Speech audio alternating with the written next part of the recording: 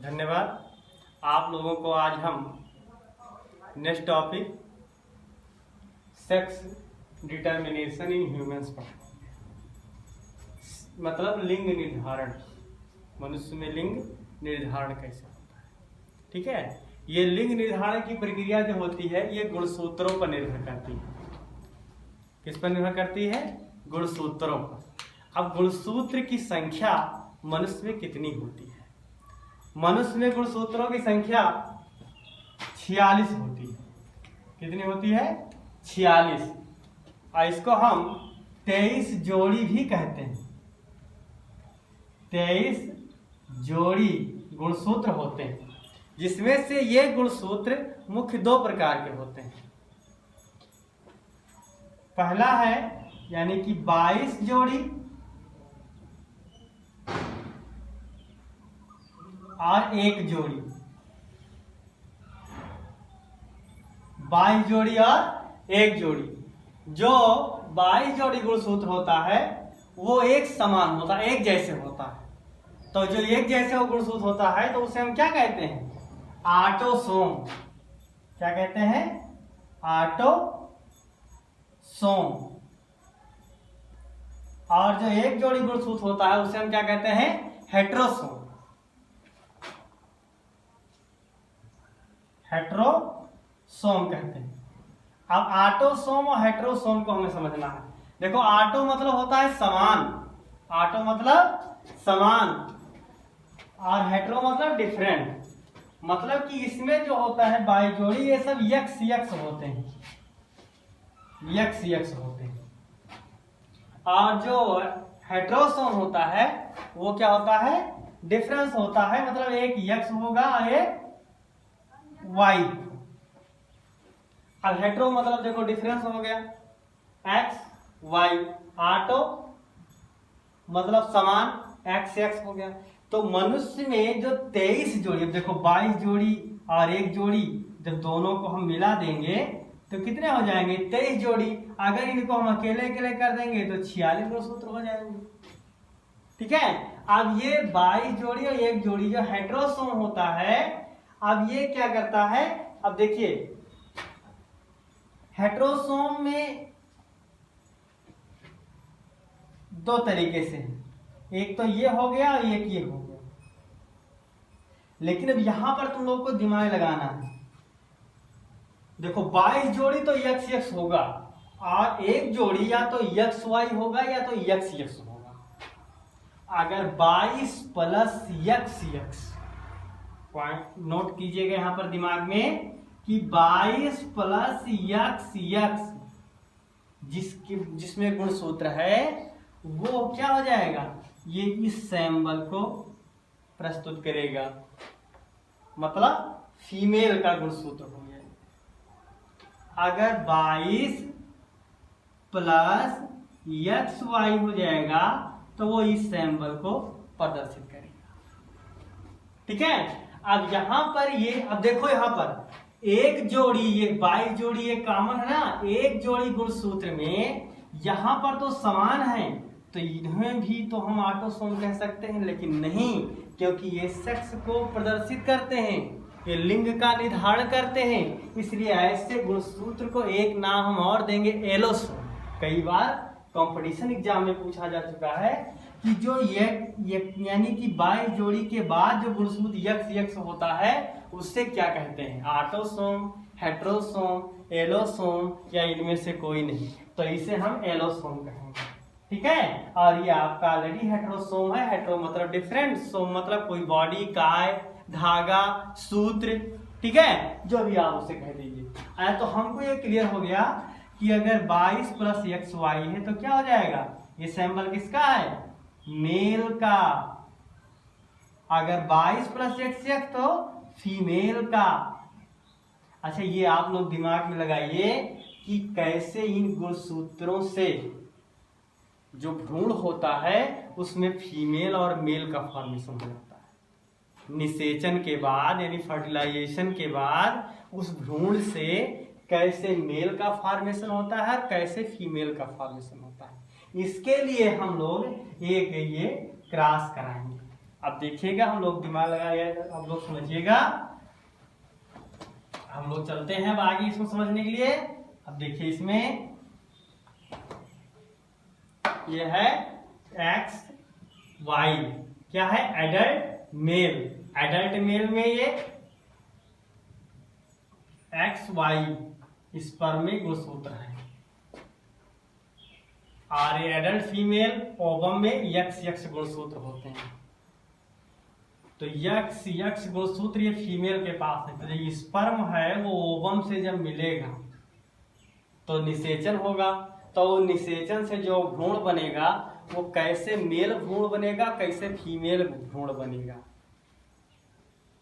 तो उसमें आपको ये सिंपल से समझ लेना है कि ये फीमेल का जो ओवम है वो अपने स्थान पर स्थिर है, टेस्टिंग में उसको कहीं जाना नहीं है। स्पर्म को ही ओवम के पास पहुंचना है और उस स्पर्म में उपस्थित गुणसूत्र को ही उससे फ्यूज करना है। अब यहां से अगर इनका यक्स गुणसूत्र जाकर के, कौन सा गुणसूत्र जाकर के, यक्स गुणसूत्र जाकर के और यक्स से मिल जाता है तो यक्स यक्स बन जाएगा। तो 22 प्लस यक्स यक्स हो जाएगा।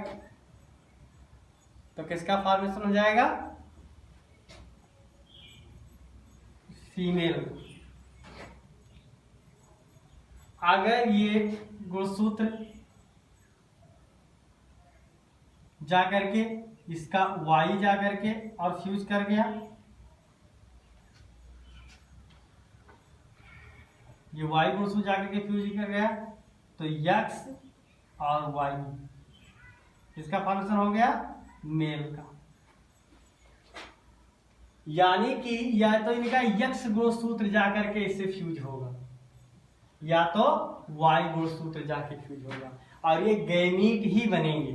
तो अगर ये जाकर फ्यूज हो गया तो 22 प्लस यक्स यक्स किसका फॉर्मेशन, फीमेल का, गर्ल। और यहां पर जाकर के 22 और प्लस यक्स वाई किसका फॉर्मेशन, बॉय। ठीक है, यानी कि डॉटर और सन, डॉटर सन भी कह सकते हैं और गर्ल बॉय भी कह सकते हैं। तो इस तरीके से फॉर्मेशन होगा। अब इस गुणसूत्र में जो वाई गुणसूत्र है इसमें क्या है, जो जा करके मेल का फॉर्मेशन कर देता है। यहां पॉइंट आपको समझने की जरूरत है।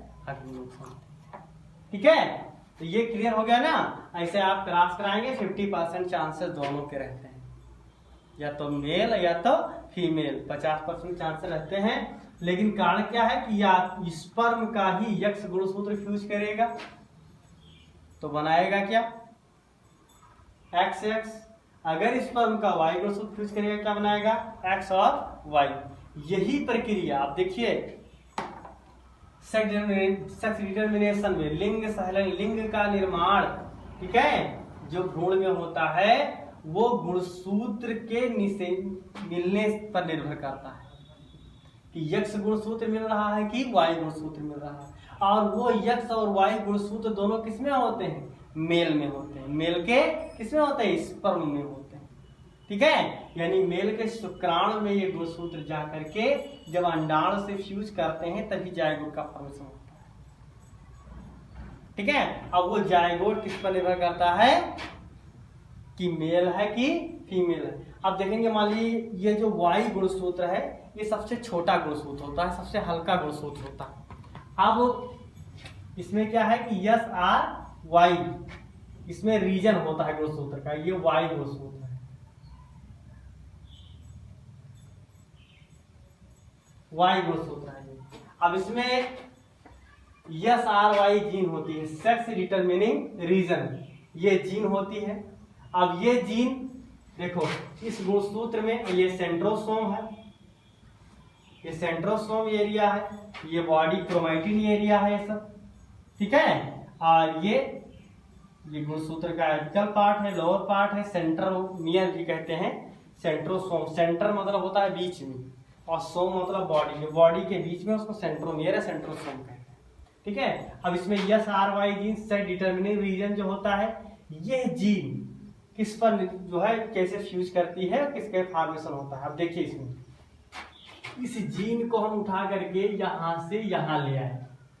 अब देखिए ये वाई गुणसूत्र है कि नहीं है, ये आपका वाई, ये यक्स गुणसूत्र और ये यक्स और ये वाई गुणसूत्र है। ठीक है, यहां पर आप समझिएगा ये रीजन जो है जाइगोट का रीजन होता है। किसका रीजन होता है? जाइगोट का रीजन। जाइगोट में ये स्टेप फर्स्ट है। यहाँ पर जो यस आर वाई जीन है, यस आर वाई जीन जो होता है सेक्स रीजन ऑफ वाई, यानी कि sex region of Y gene. अब ये कैसे निर्भर करती है इसको हम लोगों को समझना है। स्टेप फर्स्ट में ये टेस्टिस डिटरमिनिंग फैक्टर, यहां पर टेस्टिस डिटरमिनिंग फैक्टर होता है।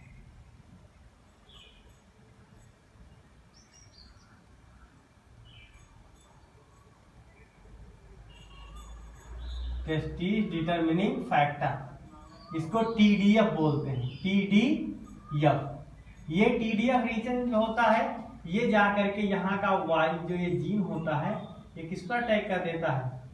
मेडुला पर अटैक कर देता है। ये हमें ध्यान देना है। किसके?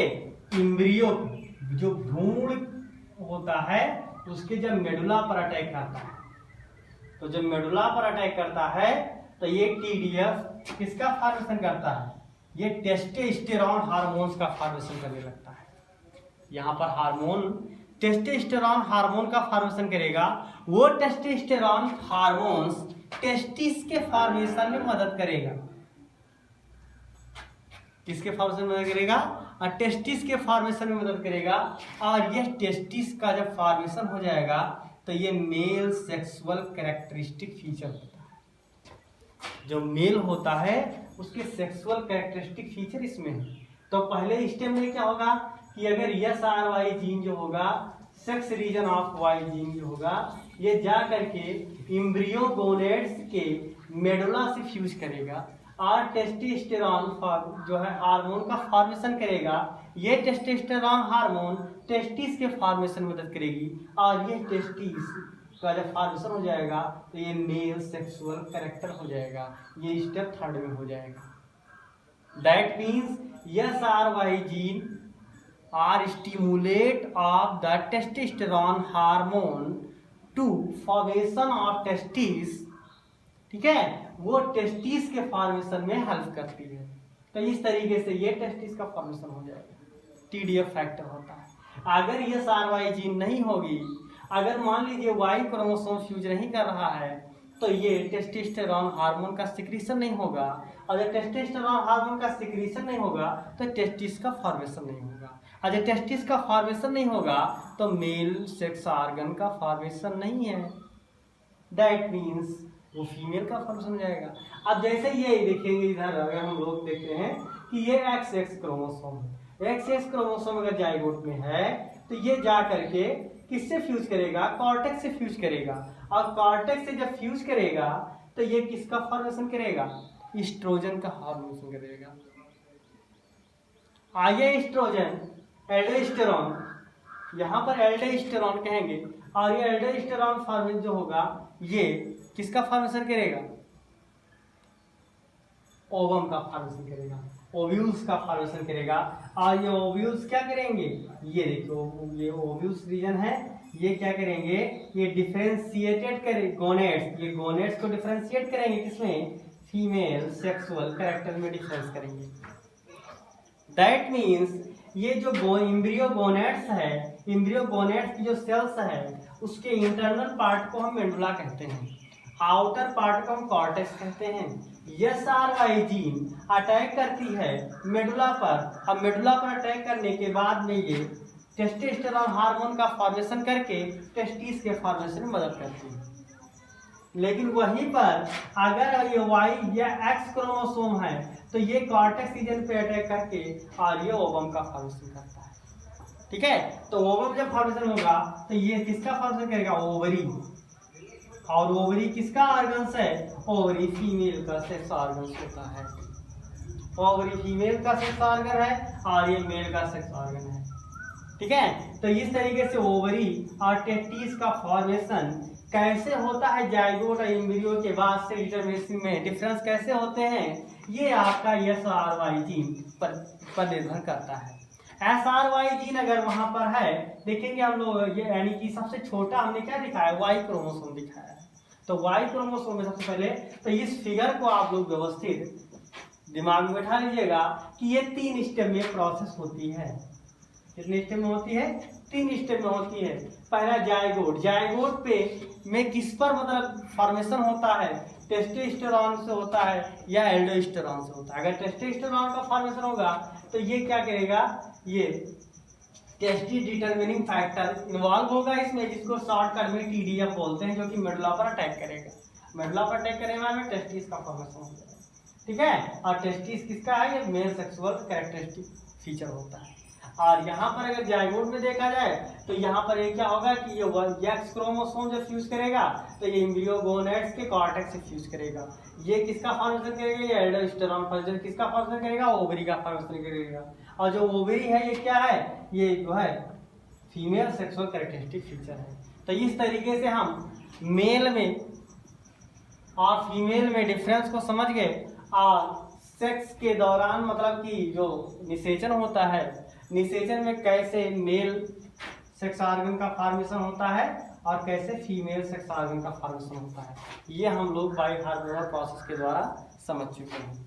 अब दूसरी चीजें हैं इसमें, इस चित्र का नाम आप लोग ले लीजिएगा, मानव में लिंग निर्धारण की प्रक्रिया, ठीक है। ये आपके दिमाग में होना चाहिए, मानव में लिंग निर्धारण की प्रक्रिया।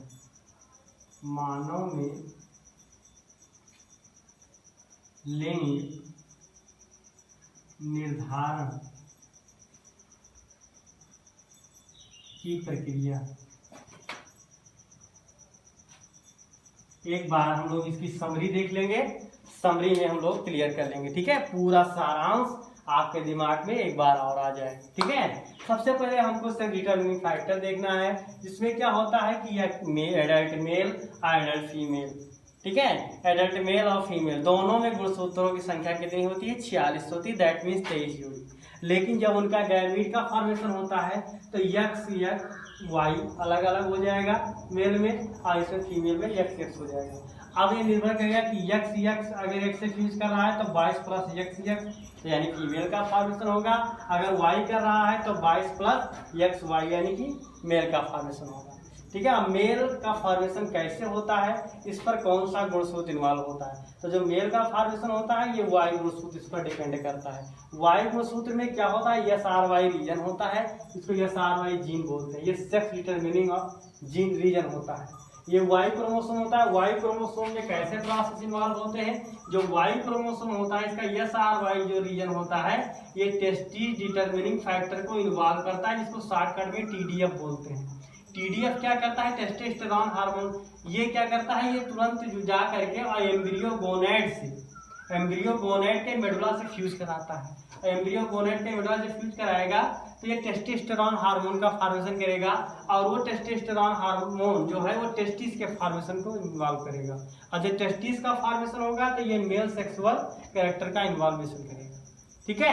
अगर SRY जीन यहाँ पर नहीं इफेक्ट करता है X क्रोमोसोम तो वो कॉर्टेक्स पर सेकंड स्टेप फ्यूज करेगा एम्ब्रियो गोनेड्स के, और वो क्या करेगा, एल्डोस्टेरोन का फॉर्मेशन करेगा। एल्डोस्टेरोन जो होगा वो ओवरी के फॉर्मेशन में मदद करेगा, जो कि क्या होता है, फीमेल सेक्सुअल कैरेक्टर होता है, ठीक है। अब हम विश्वास करते हैं कि आप लोग समझ गए होंगे, नेक्स्ट वीडियो के लिए प्रिपेयर कीजिए।